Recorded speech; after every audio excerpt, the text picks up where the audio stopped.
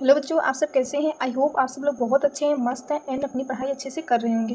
तो बच्चों, next video में हमने क्या पढ़ा था, फीमेल रिप्रोडक्शन सिस्टम। तो बच्चों, हमने उसके अलग अलग भागों को चित्र सही समझाया था और बच्चों उनकी सहायक ग्रंथियों को भी पढ़ा था। आज लेक्चर नंबर हमारा कौन सा है, फोर्थ लेक्चर है। तो बच्चों, आज हम क्या पढ़ने वाले हैं, गैमेटोजेनेसिस यानी कि युग्मक जनन।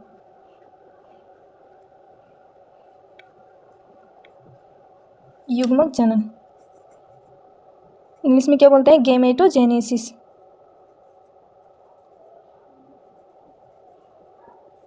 तो बच्चों, युग्मक जनन क्या होता है। बच्चों, युग्मक के निर्माण की बनने की प्रक्रिया को हम क्या कहते हैं, युग्मक जनन कहते हैं।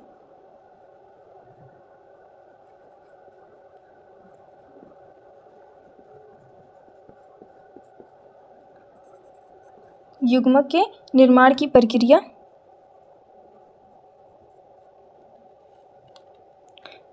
को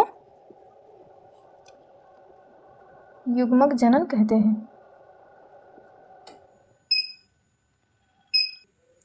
क्या बोलते हैं बच्चों, युग्मक जनन कहते हैं। बच्चों, यह जो है दो तरीके का होता है, यह जो है दो तरीके का। पहला हमारा क्या है, पहला हमारा शुक्र जनन। क्या है, शुक्र जनन।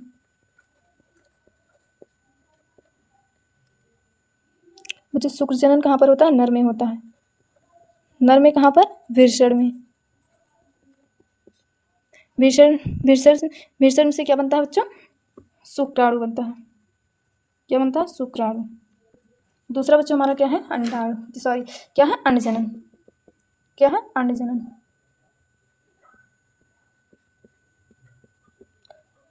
अंडजनन किसमें होता है बच्चों, मादा में। मादा में बच्चों कहाँ पर, अंडाशय। अंडाशय से बच्चों क्या बनता है, क्या बनता है बच्चों, अंडाणु बनता है। तो बच्चों, आई होप आप सबको समझ में आ रहा होगा इतना। अब चलिए बच्चों, हम इसको देखते हैं, शुक्र जनन को। चलिए बच्चों देखते हैं हमारा क्या बच्चों, शुक्र जनन यानी कि बच्चों स्पेरोमेटोजेनेसिस।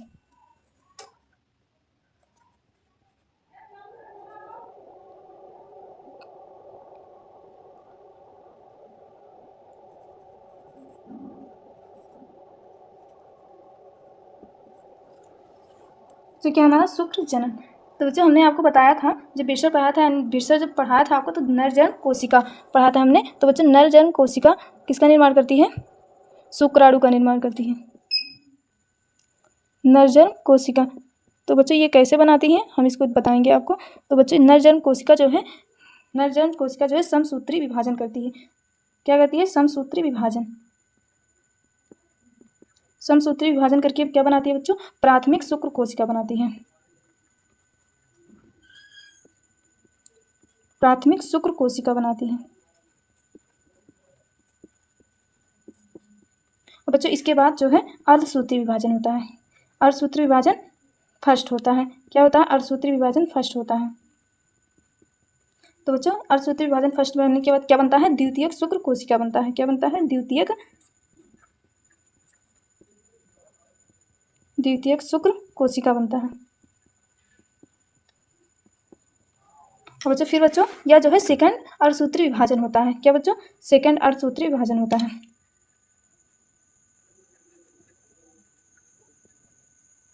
सेकंड अर्धसूत्री विभाजन मतलब, तो बच्चों सेकंड अर्धसूत्री विभाजन मतलब क्या बनता है, शुक्राणु परसु बनता है। क्या बनता है, शुक्राणु। और बच्चों, इससे क्या हमारा बन जाता है, सेकंड दिख नहीं रहा होगा, क्या बनेगा, शुक्राणु बनेगा।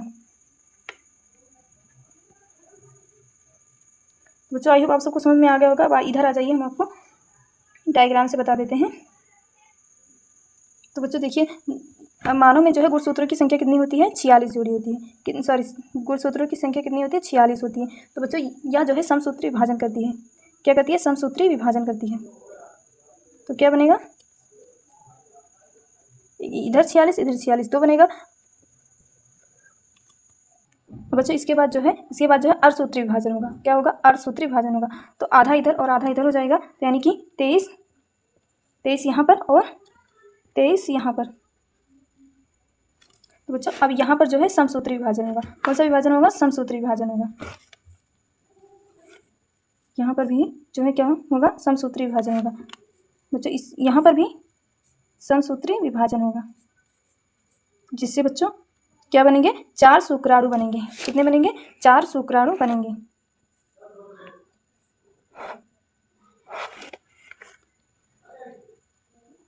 तो बच्चों आई होप आप सबको समझ में आ गया होगा। चलिए हम आगे देखते हैं शुक्राणु की संरचना। चलिए देखते हैं। देखिए बच्चों ये हमारा शुक्राणु की संरचना। अब हम इसके एक एक भाग को देखते हैं। इसका क्या नाम है, देखिए इसे हम क्या बोलते हैं, इसे हम अग्रपिंडक बोलते हैं। क्या बोलते हैं, अग्रपिंडक बोलते हैं।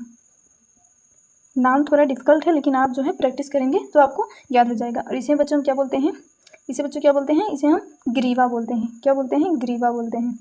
और बच्चों इन सबको मिलाकर इसे हम क्या बोलते हैं, इसे हम क्या बोलते हैं, शीर्ष बोलते हैं। क्या, शीर्ष। और बच्चों यहाँ पर क्या होता है, यहाँ पर माइटोकॉन्ड्रिया यानी कि सूत्र कणिका होती है। क्या होता है, सूत्र कणिका यानी कि माइटोकॉन्ड्रिया।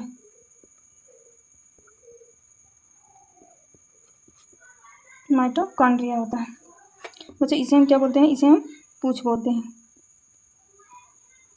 और बच्चों ये हमारा क्या है, ये हमारा केंद्रक है। क्या बच्चों, केंद्रक है। केंद्रक में बच्चों क्या होता है, केंद्रक में जो है गुणसूत्र वगैरह होते हैं, जो कि यहीं से जो बच्चों जो है, यहीं से जो है पिता के लक्षण जो है बच्चों में जाता है। केंद्र में क्या होता है, गुणसूत्र होता है, यहीं से जो बच्चों जो है पिता के लक्षण जो है बच्चों में जाता है। तो बच्चों आई होप आप सबको समझ में आ गया होगा। अब चलिए हम देखते हैं अगले भाग को, अंडजनन। तो चलिए बच्चों देखते हैं। बच्चों हमारा क्या होता है, अंडजनन यानी कि oogenesis। बच्चों अंडजनन यानी कि बच्चों क्या, अंडजनन यानी कि oogenesis। बच्चों यहाँ पर जो है अंडजन्य कोशिका होती है। क्या होती है, अंडजन्य कोशिका होती है। अंडजन्य कोशिका होती है बच्चों। यहाँ पर जो है अंडाणु अंडजन्य कोशिका का निर्माण जो है बचपन से ही जो है बनना शुरू हो जाता है, खासकर जो है लड़कियों में। जबकि पुरुष में जो है ऐसा नहीं होता है। उनमें जो है 12-13 वर्ष की आयु के बाद जो है क्या बनना स्टार्ट होता है, नरजन्म कोशिका बनना स्टार्ट होती है, शुक्राणु बनना स्टार्ट होता है। जबकि बच्चों इसमें जो है बचपन, लड़कियों में जो है बचपन से ही स्टार्ट हो जाता है। क्या होता है बच्चों, क्या होता है, अंडजन्य कोशिका होती है, जो कि बच्चों समसूत्री विभाजन करता है। यह जो बच्चों बिल्कुल उसी की तरह है, शुक्रजनन की तरह, बस थोड़ा सा डिफरेंट है। यह जो है ये भी जो है समसूत्री विभाजन करती है। क्या करती है, समसूत्री विभाजन करती है। समसूत्री विभाजन करके क्या बनाती है, प्राथमिक अंडक बनाती है। क्या बनाती है, प्राथमिक अंडक बनाती है।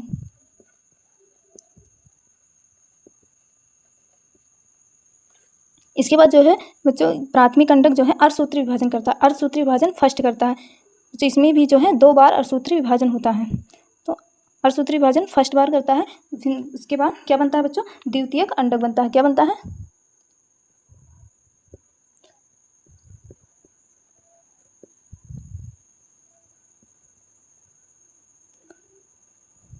द्वितीयक अंडक बचा। फिर बच्चों जो है द्वितीयक अंडक जो है अर्धसूत्री विभाजन सेकंड करता है। क्या करता है, अर्धसूत्री विभाजन सेकंड करता है। तो बच्चों क्या बन जाता है, हमारा अंडाणु बन जाता है। क्या बन जाता है, अंडाणु बन जाता है। तो देखिए बच्चों, अब आइए बच्चों इसको डायग्राम के थ्रू समझा देते हैं। तो बच्चों गुणसूत्रों की संख्या कितनी होती है, 46 होती है। कितनी होती है, 46 होती है। तो बच्चों इसमें भी जो है क्या होगा, समसूत्री विभाजन होगा। तो कितना होगा, 46 ही होगा, 46 होगा। अब बच्चों यह जो है अर्धसूत्री विभाजन करेगी, अर्धसूत्री विभाजन करेगी। तो बच्चों क्या बनेगा, 23 गुणसूत्र इधर हो जाएगा और 23 जो है यहाँ पर जो है ये क्या बन जाएगा, ये जो डॉट डॉट है इसे हम क्या बोलते हैं, इसे हम बोलते हैं पोलर बॉडी। इसे क्या बोलते हैं, पोलर बॉडी।